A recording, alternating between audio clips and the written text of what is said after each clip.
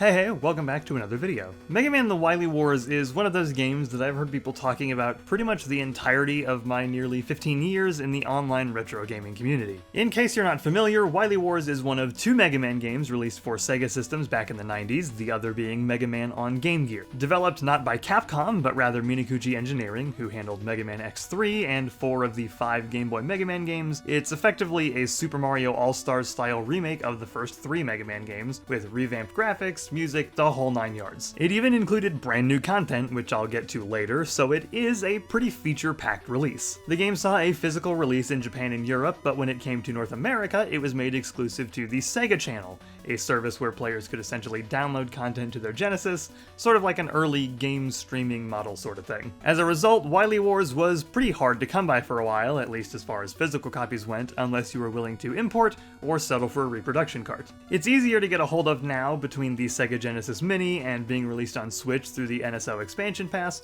but for a long time it was pretty uncommon. So it got a lot of hype for a while, was considered sort of a hidden gem, and often touted as a must-play for hardcore Genesis and Mega Man fans alike. But, and I really don't like being this guy, if you ask me, Mega Man: The Wily Wars is seriously overrated, and most of the praise it's gotten, I think, is largely as a result of people assuming that a somewhat valuable game must be good. Obviously, I gotta explain why I don't like it, so let's start with some general observations before I get into specifics. First, I gotta be honest, this game looks like ass. It does look like shit.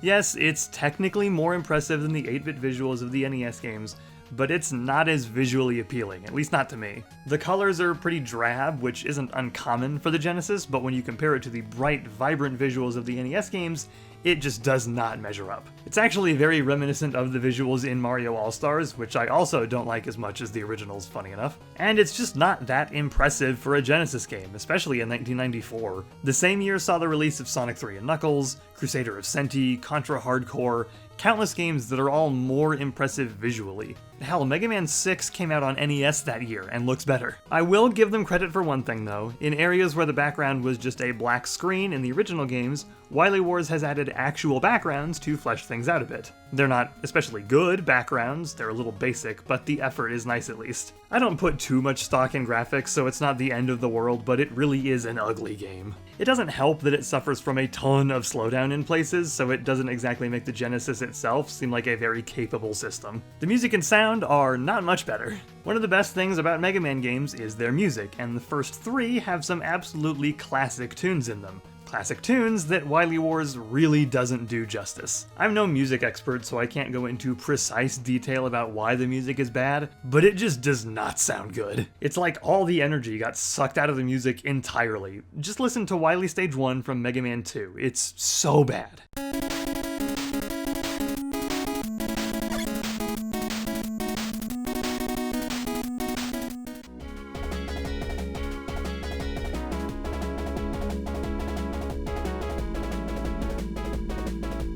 The original version of the song isn't an all-time favorite of mine like it seems to be for everyone else, but the Wily Wars version does not do it justice whatsoever. This game uses the SMPS Z80 sound driver, which was used by a lot of actual good-sounding Genesis games like Castle of Illusion and several Sonic games, so there's no excuse for it to sound as bad as it does.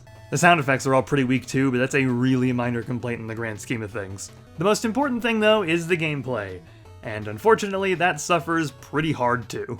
Mega Man games are also very well known for tight, responsive controls that make the games feel great to play, and so that most of the time if you fuck up, it's probably your fault. Wily Wars instead has heavy, very sluggish controls that really don't feel that great at all. In the originals, there's a bit of a delay between when you press the opposite direction that Mega Man is facing and when he actually starts moving that direction, and in Wily Wars that delay is even bigger. Objectively, it isn't that long, a handful of frames maybe, but it feels like it takes 4 weeks to happen. Truth be told, I didn't even realize that that delay existed in the NES games until I went back to compare.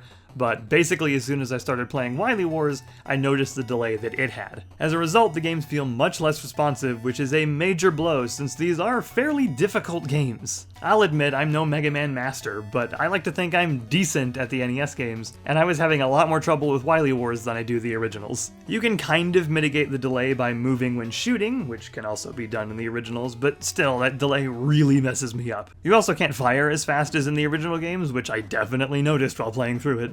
So that's all the notable general changes, but there are some alterations to the individual games themselves that end up screwing things up as well. I'm not going to go over every little thing because then I'm basically a glorified wiki article, but I do want to point out just a couple of the ones that really grind my gears. To the game's credit, Mega Man 1 actually does get some legitimate improvements in Wily Wars. I love the original game more than most people do, but even I'll admit the controls in it aren't quite as tight as in the following games. They're a little slippery. Wily Wars does fix this, so the controls are actually tighter in this one. Some of the bugs that affected the original game got fixed too, like Mega Man dying to spikes even if you've got invincibility frames, and hey, Fireman doesn't shoot his weapon like an absolute maniac anymore, so the fight with him is much easier here. On the surface, all that makes it sound like this is a definite upgrade from the original, but I'd still call it an inferior version. For one, yes, the slipperiness of the original game is gone, but you're still left with the controls of Wily Wars, which I've already said aren't incredibly good. And while Fireman is easier, other bosses have been made harder. Bomb Man jumps towards you when you get close now instead of away, and Cut Man takes less damage from the Mega Buster,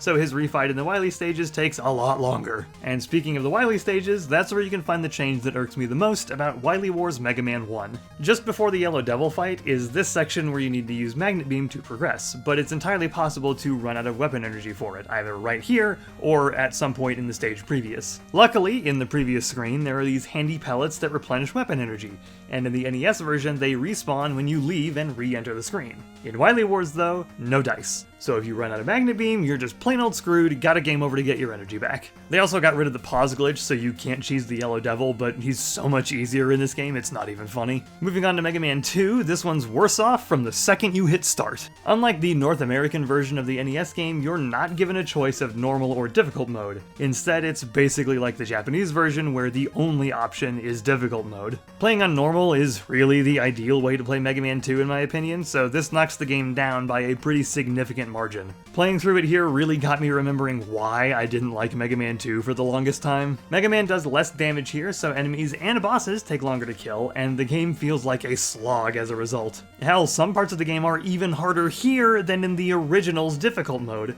like Flashman taking less damage from the Buster, and Woodman's Leaf Shield being harder to avoid. Difficult mode Mega Man 2 already sucks pretty hard, and Wily Wars just makes it worse. Mega Man 3 already takes a hit because the password system just doesn't exist in Wily Wars, having been ditched for a save system, so you can't use a password to skip the Doc Robots, which are absolutely the weakest part of the game. And they've also totally fucked up Magnet Missile. In the original game, it worked very simply. You fire it, it moves across the screen, and then pivots up or down to hit an enemy. It does work mostly the same here, though it takes a second to turn when it locks on, for lack of a better term. But they've also made it so that it locks onto some projectiles, most notably Hardman's fists and the metal blades that Doc Robot Metal Man fires. Both of those bosses are weak to Magnet Missile, so trying to hit them with it now is so very much harder, since a lot of the shots are just going to pointlessly lock onto the projectiles. I genuinely cannot fathom why this decision was made, other than total incompetence on the part of Minakuchi Engineering. To be totally honest, most of the flaws with this version of Mega Man 3 are just those inherent to Wily Wars, with few of the specific changes to this game affecting it a whole lot. It's mostly bug fixes and minor alterations. That said, the changes that are there, compounded with the overall problems with Wily Wars, still make this a less good version, and you'd definitely be better off with the NES version. So the remakes are pretty poor all around, but what about that new content I mentioned at the start of the video? Once you've beaten all 3 games in Wily Wars, you unlock Wily Tower,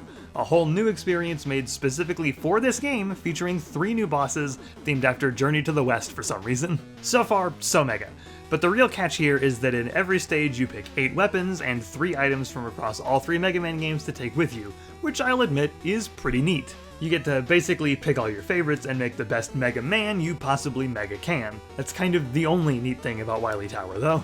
The stages themselves are pretty dull, mostly just a mishmash of enemies from all three games with some very uninspired level designs. The three new bosses, Hyperstorm H, Buster Rod G, and Megawater S are alright, but not especially memorable. Plus, the whole thing's over pretty quickly since you just have the 3 Robot Masters and then 4 Wily stages. You can blow through this in no time and it'll leave your mind almost immediately afterwards. It's just got no staying power, really. And again, to even play Wily Tower you have to have beaten the first 3 games, which, given what I've had to say about Wily Wars so far, you can probably guess I don't really think it's worth going through worse versions of Mega Man 1, 2, and 3 just to play a pretty mediocre bonus. Wily Tower is definitely a neat idea, but it's not interesting or fun enough to really justify the other nonsense. That said, if you are a fan of Wily Wars, then I would advise playing good games. Stop it. Get some help. No, I'm kidding. For real, if you're a fan, then it's worth checking out a fan project called Mega Man The Sequel Wars, which aims to remake Mega Man's 4, 5, and 6 in the Wily Wars style. Obviously, it's not my thing, but I'm not about to shit all over a fan project that somebody's doing for fun. Episode Red, which remakes Mega Man 4, is available as of me writing this script, and you should be able to find it with a simple Google search. It's a really impressive project, and if you've been jonesing for more Mega Drive Mega Man, this is up your alley for sure. And according to the devs, it works on real hardware, so if you've got a Genesis and an EverDrive or something, then you are good to go. That's gonna do it for this video. If you enjoyed, consider giving it a like, it really helps me out, and think about subscribing if you want to stick around. I'm sort of active on Twitter, mostly talking about stuff I'm playing or watching or whatever. That's linked in the description if you want to follow me there. And I've got a Patreon if you want to support me directly, but if you aren't in a position to do so, or you just don't want to, that's perfectly okay. Sharing the video around is more than enough. That's all for now. Have a good day, and I will see you guys next time.